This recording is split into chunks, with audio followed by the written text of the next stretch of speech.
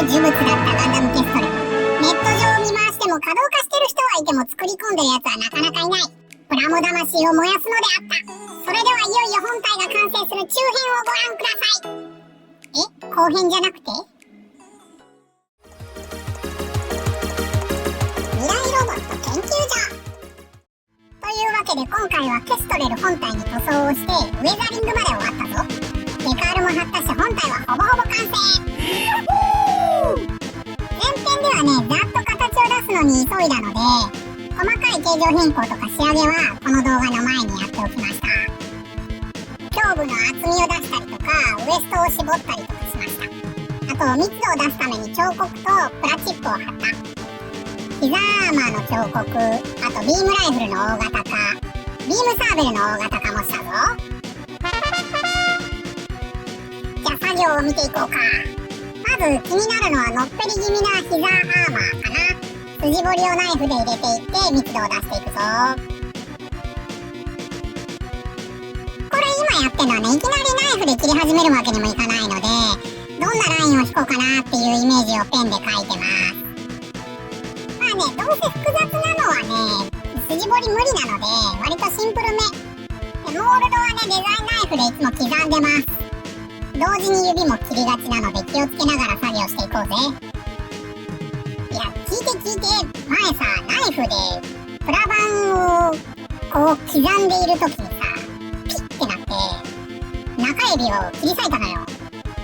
違うな、薬指だな。左手の薬指、結局ねそれで13針縫ったよ。もうちょっと深かったら剣切れてましたねって言われた。いやー、焦った。あの時もうだからナイフの先見るたびにドキドキするんだけども、こうやって手に持ちながらザクザク削るのね。これね、危ないなと思いながらやってんだけどね、本当に気をつければ。まあそんなこんなでウエストも寸胴だったところをこうやってシェイプできたのでかっこよくなりました。いやー、俺のお腹もシェイプして、なんかもう最近ダイエットしてもお腹落ちないからね。なんか首周りとかだけげっそりしてる。はい、言うてる間にウエストの彫刻完成。これで形は見えてきたので一旦組み立ててみようか。全体のバランスをね見てみなきゃいけないしね。やっぱね、部分見てるとかっこよくてもね、全体のバランスでかっこいいかどうかまた別の話だからね。これ奥さんから見てると同じパーツをバラしたり組んだりバラしたり組んだりずっとやってんなと思われてんだろうなと思うんだけれども、こうやってね全体をねチェックしてね、かっこいいじゃん。なかなかいいんじゃね。じゃあ次はね、細だったビームライフルのボリュームアップをやっとこう。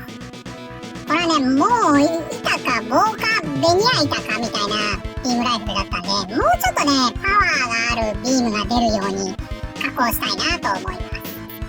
もう一個キットがあったらね、2つ貼り合わせたいぐらいの感じだったんだけど、まあないので今回は周囲にプラ板を貼ってちょっとボリュームアップします。もう全然手元映ってなくてごめんね。次のカットからは治る予定です。なのでなじませています。 0.2mm プラ板とね、1mm プラ板を左右と下に貼ったので、これでちょっと一回り大きくなったかな。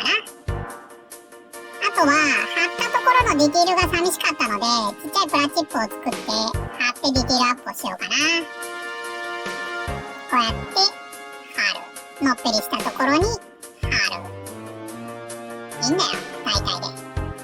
まあなんとなく目視で左右とかセンターのバランスが取れてればいいかなぐらいなんで、簡単に貼りましたけども、密度感はアップしたかな。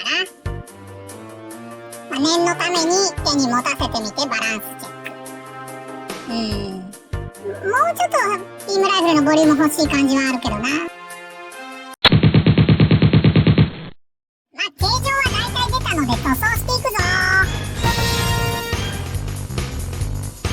この時点でサフだけじゃなくって、そこから薄くグランプリホワイトを吹いてあります。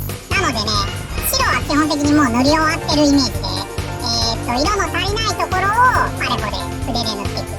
まずはね、関節部とか指とかグレーの色を塗っていくぞ。まあでも関節にグレーが入るだけでももうそれっぽくなるよね。白いモビルスーツなのかなみたいな感じでかっこよくもう満足しちゃいそうなんだけどさ、いつも。まあ、こうやって、ってな感じで、やっていきながらです。塗っていくわけですよ。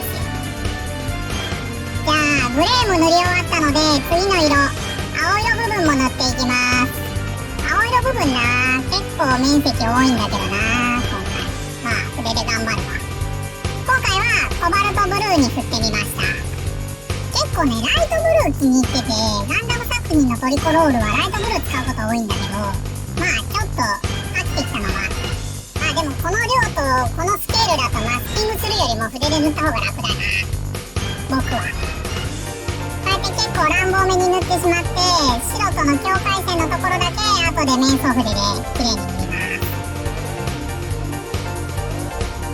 あとはね、乾いてみてちょっとムラなってるとことか薄いところがあるから確認しながら手直ししていくぞ。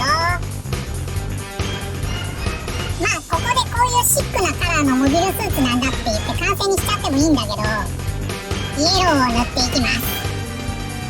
持ってるファレホのイエローがさ、かなり黄色なんで、赤を一滴だけ混ぜてオレンジイエローっぽい色にしたぞ。いや、ファレホはインテイ力高くて助かるよね。黄色の塗装って大変だよね。ファレホに出会うまでは黄色塗るの苦手だったわ、正直。まあこのオレンジイエローっぽいイエローはね、モデルグラフィックスとか加藤木はじめさんの画工に影響を受けてるところはあるよな。まあでもこの紺色、コバルトブルーっぽい青にオレンジイエローってやっぱ僕らの世代しずるよね。かっけえよな。はい、イエローも入りましたので、あとは手直しをしながら塗り忘れてるところこうやって見つけちゃうんだよな、眺めてると。追加で色を入れていきます。あとファレホは乾燥に時間がかかるから塗って1時間2時間だとさ削れちゃったりするんだよね。なのでそういうとこも角とかさエッジとかが剥げてると切ないじゃん。だからそういうとこないかどうか確かめながら塗っていって、はい、基本塗装終わり。これね、後々必要になってくるからディスプレイベースも作っていくわ。これね、相変わらず100均で買った木製の小物入れね。これを裏返して塗装するのが、僕のマイブーム。今回はね、もう木の上にダークブルー直接塗っちゃった。ちょっと武将しちゃったけど、でもまあまあいい感じなんじゃない？ただね、床のところ、床面がね、塗料の水が悪くて色気がないので、これも100均で買ったカーボンシートを貼ります。もう長方形なんでね、寸法も10センチと15センチ。わかりやすい。なので、カットしていきます。しかも、直角出しももう現物を当ててガイドにするわ。多少はわかんねえからな。はい。こっちもね。もうこのケースが直角じゃなかったら終わりなんだけど、そんなことあるまい。ほらぴったり。ちょうどいいサイズに切れました。もう便利な、最近は。もうこのシートも裏にね、糊がついてるので、紙を剥がして貼るだけ。この紙がなかなか剥がれない。裏面に糊がついてるので、こうやってしかも空気が入らないように、こういうのを携帯の画面のフィルム貼りとかも俺得意だぜ。はい、貼っていきます。できたー。空気抜いてね。いいんじゃない？いい色。で、ケストレルを乗せると、まあサイズ感こんな感じ。まあもう、ちょい大きく見えるかもわからんけど、背中に背負い物作るからな。ほな、ウェザリングいくで。このウェザリングカラー、今回はブラウンを使ってるぞ。あんまりジャバジャバやると汚くなっちゃうので、まあ薄くパネルラインに沿ってはみ出したのは綿棒で拭いていきます。塗装してなかったらね、成型色だったらね、ドバーッとかけてね、ギュギュッと拭いていってもかっこよくなるんだけどね、ちょっとフラットなところとかだと拭き取りがしづらいので丁寧に塗っていきます。いや、ブラウンはね、土汚れっぽいから陸線タイプにはブラウンよく使うんだけど、本当はね、宇宙用にはこのライトグレーとかを使うのが好きなんだよな。ででも今回はなんかブラウンが合う気がしたのでブラウンにしました。まあ何にせよエアブラシとかじゃなくってもこうやってねかっこよくなるっていうのはお手軽だよね。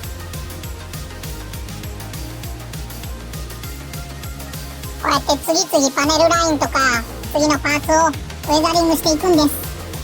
あと白い新しい肩マットが汚れるのが嫌だったんで古い肩マットに今差し替えました。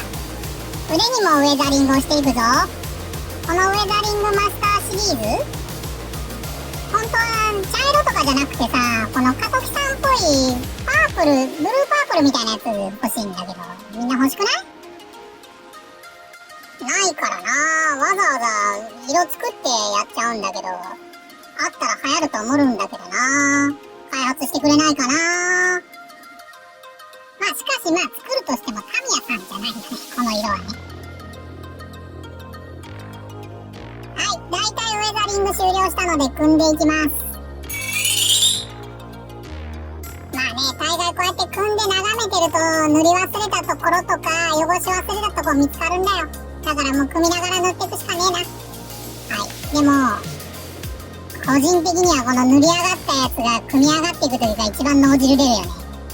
まあどこで脳汁が出るかは人それぞれなんでいいんですが、はい、だいたいできたんじゃね。色も入ったし、素組みと比べてみて、これいいな。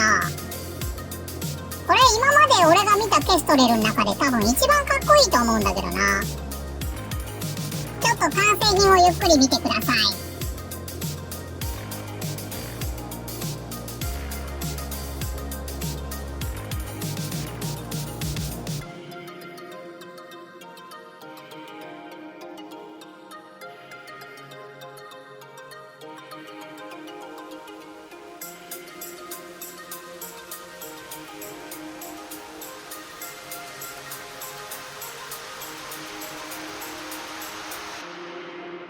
いや、ほんとね、今回の作例は世界ケストレル協会によって世界で最もかっこいいケストレルに認定されました。